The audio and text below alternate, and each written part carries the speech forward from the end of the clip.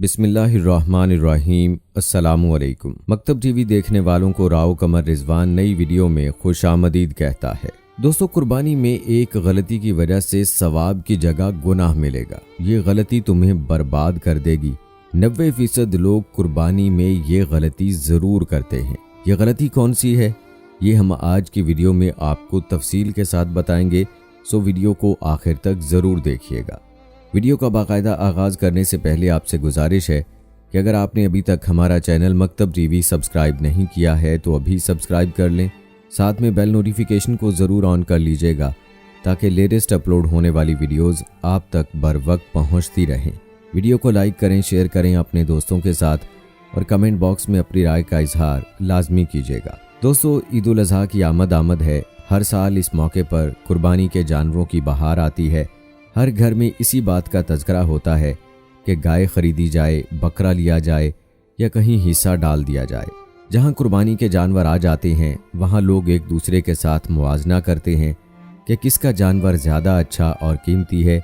जो लोग महंगे जानवर ख़रीद कर लाते हैं वो बड़े फ़ख्र से अपने जानवरों की नुमाइश करते हैं, जबकि कमज़ोर जानवरों के मालिक उनकी कीमत ज़्यादा बताकर अपना भरम रखते हैं।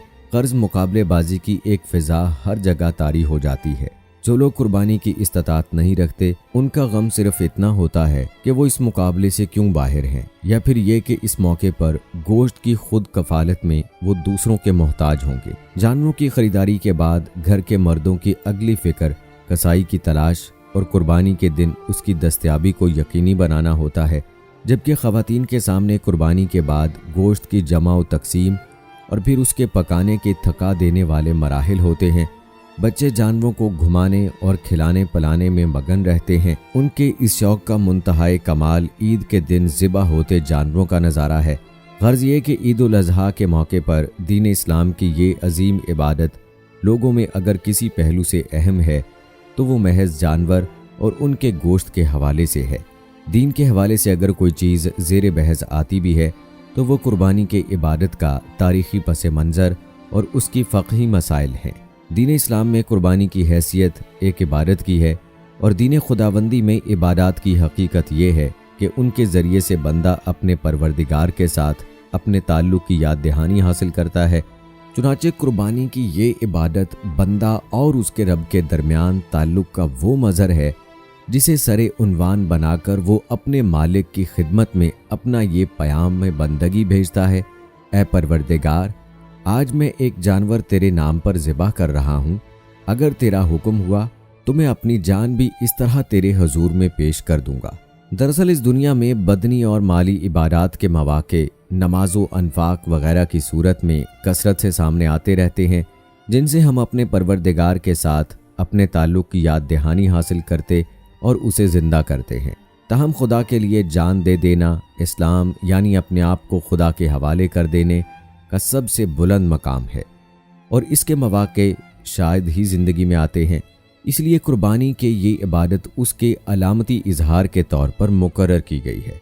गोया एक बंदा मोमिन इस अजीम इबादत के ज़रिए से अपने रब के सामने ये इकरार करता है कि मेरी नमाज, मेरी कुर्बानी, मेरा जीना, मेरा मरना सब तेरे लिए है। इरशाद बारी ताला है, और हमने हर उम्मत के लिए कुर्बानी मशरू की है ताकि अल्लाह ने उनको जो चौपाए बख्शे हैं उन पर वो ज़िबा करते हुए उसका नाम ले। बस तुम्हारा माबूद एक ही माबूद है, चुनाचे तुम अपने आप को उसी के हवाले कर दो और खुशखबरी दो उन लोगों को जिनके दिल खुदा के आगे झुके हुए हैं। यह आयत बताती है कि कुर्बानी की इबादत अपनी जान को अपने माबूद की नज़र कर देने का अलामती इजहार है। इसके ज़रिए से बंदा अपने वजूद को आखिरी दर्जे में अपने आका के हवाले करने का ऐलान करता है। बंदा मोमिन के ये जज्बात उसके मालिक तक पहुंच जाते हैं, जिसके जवाब में अल्लाह ताला अपने बंदे को अब्दी रहमतों के लिए चुन लेता है। मज़ीद बरा दुनिया में भी और उन जानवरों का गोश्त उन्हें खाने की इजाज़त देकर उन्हें ये पैगाम देता है कि अपनी जान मुझे देकर भी तुम मुझे कुछ नहीं देते, बल्कि देने वाला मैं ही रहता हूँ। ये गोश्त खाओ और याद रखो कि मुझसे सौदा करने वाला दुनिया व आखिरत दोनों में नुकसान नहीं उठाता। एक तरफ कुर्बानी की ये अजीम इबादत और इसमें पोशीदा हिकमत है और दूसरी तरफ हमारा वो तर्ज अमल है جس کا تذکرہ اوپر کیا جا چکا ہے، جس میں ایک عام آدمی کا ذہن کبھی بھولے سے بھی قربانی کی اس حقیقت کی طرف منتقل نہیں ہوتا۔ اس سے بڑھ کر یہ کہ ریاکاری اور نمود و نمائش کا عنصر اس عظیم عبادت میں اس طرح شامل ہو جاتا ہے کہ قیامت کے دن انسان کو لینے کے دینے پڑ جائیں گے۔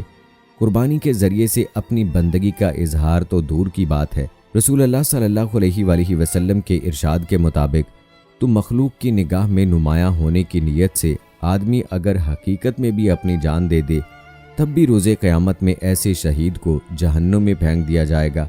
ایک آخری بات اس ضمن میں یاد رکھنے کی یہ ہے کہ دین اسلام کا اصل مقصود انسان کا تزکیہ ہے، یعنی انسان کو پاکیزہ بنانا۔ تاہم قربانی کے اس عمل میں ہم لوگ نہ صرف جانور ذبح کرتے ہیں بلکہ اسلام کا یہ مقصود یعنی پاکیزگی بھی ذبح کر دیتے ہیں۔ جگہ جگہ گندگی کے جو مظاہر عید الاضحیٰ کے موقع پر دیکھنے میں آتے ہیں، اس کی توقع کسی اچھے مسلمان سے تو کیا ایک اچھے انسان سے بھی نہیں کی جا سکتی۔ قرآن پاک میں قربانی کے جانوروں کے متعلق ارشاد ہوا ہے، اللہ کو تمہاری ان قربانیوں کا گوشت یا خون کچھ بھی نہیں پہنچتا بلکہ صرف تمہارا تقویٰ پہنچے گا۔ تقویٰ اور بندگی کی دلی کیفیات تو ہمارے ہاں پہلے ہی ناپید ہیں، اس پر مزید ستم ہم یہ کرتے ہیں کہ گوشت اپنے فریج میں رکھ کر ہم زبان حال سے رب العالمین کی بارگاہ اقدس میں صرف گندگی اور غلاظت کے ڈھیر بھیجتے ہیں۔ چنانچہ قربانی کے دنوں میں اس کی حکمت و مصلحت کے ساتھ ساتھ ہمیں یہ بھی یاد رکھنا چاہیے کہ اپنے گھر کی طرح اپنے علاقے کو صاف رکھنا ہماری دینی ذمہ داری ہے، جس کی خلاف ورزی کم از کم ایک دینی تہوار کے موقع پر اور بالخصوص ایک عبادت کو انجام دیتے ہوئے بالکل نہیں ہونی چاہیے۔ دوستو، ہم جو قربانی کرتے ہیں تو قرآن مجید میں اللہ تعالیٰ ارشاد فرماتے ہیں، مجھے نہ تو اس قربانی کا گوشت پہنچتا ہے نہ خون پہنچتا ہے، البتہ کوئی بھی چیز اللہ کو نہیں پہنچتی ہے، اللہ کو تو بندے کا تقویٰ پہنچتا ہے۔ یعنی اللہ کو نہ تو جانور کے گوشت کی ضرورت ہے نہ خون کی ضرورت ہے، اللہ تو بندے کے دل کے اندر کی محبت کو دیکھتا ہے۔ تو اللہ فرماتے ہیں کہ میرے پاس تو تقویٰ پہنچتا ہے۔ تو پتہ یہ چلا کہ قربانی کرنے کا مقصد اپنے اندر تقویٰ پیدا کرنا ہے، اللہ کی محبت کو پیدا کرنا ہے۔ دوستو، زندگی کے حالات ہمیشہ ایک سے نہیں ہوتے۔ ہمارے معاشرے میں ہوتا یہ ہے کہ ہمارے گھر میں بڑی زبردست طریقے سے قربانی ہوتی آ رہی تھی، اب حالات جب خراب ہو گئے تو شرم آتی ہے کہ اب اگر قربانی نہ ہوئی تو لوگ کیا کہیں گے، یا قربانی کا جانور ہلکا آ گیا تو لوگ کیا کہیں گے۔ پھر لوگ یہ کرتے ہیں کہ پہلے گھر میں 2 بھائی الگ الگ قربانی کرتے تھے، لیکن اب حالات خراب ہیں تو دونوں بھائی مل کر ایک قربانی کرتے ہیں۔ وہ یہ سوچتے ہیں کہ 2 کی جگہ 1 بکرا لے آؤ، لیکن زبردست ہونا چاہیے، کم از کم یہ تو ہو جائے گا کہ بکرا ہمارا بہت بھاری تھا۔ گویا کہ لوگوں کے ذہن میں یہ بات لگ جاتی ہے کہ میرا بکرا سب سے اچھا ہونا چاہیے، اور اگر کسی کا جانور کم وزن کا ہو تو لوگ کہتے ہیں کہ یہ کیا اٹھا لائے، اس کا وزن کم ہے، یہ خوبصورت نہیں۔ وہ اپنی چھوڑ کر دوسروں پر تنقید کرنا شروع کر دیتے ہیں۔ کہیں کوئی بچہ اپنے والد سے شکایت کر رہا ہوتا ہے کہ میرا دوستوں میں مذاق اڑ رہا ہے کہ کیسا جانور آپ نے خریدا ہے۔ ان سب باتوں کا مقصد یہ ہے کہ ایک مقابلہ ہو جاتا ہے۔ ہم قربانی نہیں، مقابلہ کرتے ہیں کہ کس کا جانور کتنے وزن کا ہے، کس کا خوبصورت ہے، کس کا زیادہ مہنگا ہے۔ تو قربانی کہیں نہ کہیں ہمارے لیے ایک دکھاوے کا ذریعہ بن جاتی ہے۔ ہمیں صرف یہ سمجھنے کی ضرورت ہے کہ قربانی کا جو اصل مقصد ہے وہ اللہ کی رضا ہے۔ آپ جس حیثیت کے مالک ہو اس حیثیت کی قربانی دو، اللہ کو تقویٰ پہنچتا ہے۔ قربانی کا جانور اور قربانی کا گوشت اور خون نہیں پہنچتا، اور اگر سامنے والے کا جانور دبلا پتلا ہے تو اس کے جانور کا، اس کے بکرے کا مذاق مت اڑاؤ، اس کو احساس کمتری میں مبتلا مت کرو۔ اس طرح کی باتیں بالکل بھی مناسب نہیں ہیں۔ دور جاہلیت کے کفار اپنی قربانیوں کے خون سے کعبہ معظمہ کی دیواروں کو آلودہ کرتے تھے اور اسے قرب کا سبب جانتے تھے۔ جب مسلمانوں نے حج کیا اور یہی کام کرنے کا ارادہ کیا تو اس پر یہ آیت کریمہ نازل ہوئی اور ارشاد فرمایا گیا کہ اللہ تبارک و تعالیٰ کی بارگاہ میں ہرگز نہ ان کی قربانیوں کے گوشت پہنچتے ہیں اور نہ ان کے خون، البتہ تمہاری طرف سے پرہیزگاری اس کی بارگاہ تک پہنچتی ہے، اور قربانی کرنے والے صرف نیت کے اخلاص اور تقوی کی شرائط کی رعایت کر کے اللہ تعالیٰ کو راضی کر سکتے ہیں۔ حضرت حسن رضی اللہ تعالیٰ عنہ سے مروی ہے کہ حضور صلی اللہ علیہ وآلہ وسلم نے فرمایا، جس نے خوش دل ہو کر ثواب کی خاطر قربانی کی وہ جہنم سے آزاد ہو گیا۔ تو دوستو، قرآن کی ان آیتوں اور احادیث پر غور کرنے سے یہ بات روز روشن کی طرح عیاں ہو جاتی ہے کہ قربانی کیا ہے اور اس کا اصل مقصد کیا ہے۔ صرف جانور خرید کر ذبح کرنا اصل قربانی نہیں، بلکہ قربانی کا اولین مقصد صرف اور صرف رضائے الہی ہے۔ بہار شریعت میں ہے کہ مخصوص جانور کو مخصوص دن میں بنیت تقرب ذبح کرنا قربانی ہے۔ لفظ تقرب نے قربانی کے اصل مقصد کو واضح کر دیا کہ قربانی کرنے کا مطلب و مقصد صرف اور صرف اللہ کی رضا اور خوشنودی حاصل کرنا ہے، نہ کہ محض گوشت کھانا۔ فخری انداز میں بیش قیمت لگا کر جانور خرید کر گلی کوچوں میں اپنی شان و شوکت کا کھلم کھلا اظہار کرنا کہ ہم نے 50,000 کا جانور خریدا تاکہ لوگ ہماری واہ واہی کریں۔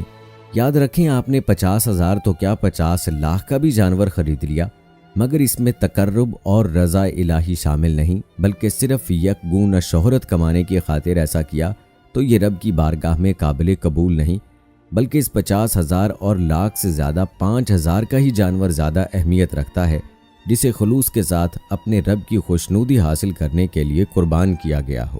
یہی وجہ ہے کہ فقہاء کرام نے فرمایا، حصے داروں میں سے کسی ایک کی بھی نیت اگر گوشت کھانے کی ہو اور تقرب نہ پایا گیا تو نہ صرف اس کی قربانی بلکہ جتنے لوگ شریک ہیں کسی کی بھی قربانی ادا نہیں ہوگی۔ اس لیے جانور خریدنے سے لے کر اس کے اختتام تک کبھی بھی ہم کو رضائے الہی کا دامن نہیں چھوڑنا چاہیے، اور ہر فعل میں ہماری نیت صرف تقرب الہی ہی ہونی چاہیے۔ اور یہی ہماری غلطی ہے کہ ہم قربانی میں دکھاوا کرتے ہیں، اور یہی ہماری قربانی میں خلل ڈالتی ہے، جس کی وجہ سے ہمیں ثواب کی جگہ گناہ مل جاتا ہے۔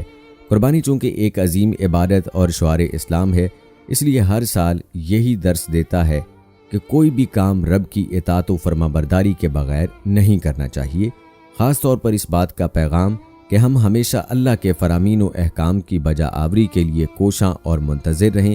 ایک جانور کی قربانی ہی نہیں بلکہ رب کی جانب سے جس چیز کا بھی حکم آ جائے ہم اس کو رب کی بارگاہ میں پیش کرنے کے لیے تیار رہیں، خواہ مال و دولت ہو یا پھر اولاد، دنیا کی کوئی بھی عظیم ترشی ہو، ہم اس کو رب کے حضور قربان کرنے کے لیے راضی رہیں۔ جیسا کہ اللہ کے خلیل حضرت ابراہیم علیہ السلام نے نہ صرف اپنی دولت و ثروت کو رب کی بارگاہ میں لٹایا بلکہ اپنے لخت جگر نور نظر حضرت اسماعیل علیہ السلام کی قربانی تک بھی پیش کر دی اور اپنے رب کی رضا حاصل کرنے میں کامیاب ہو گئے۔ اللہ تعالی ہم سب کو اپنی رضا حاصل کرنے اور عمل کی توفیق عطا فرمائے، ہم سب کی قربانیوں کو قبول فرمائے، آمین ثم آمین۔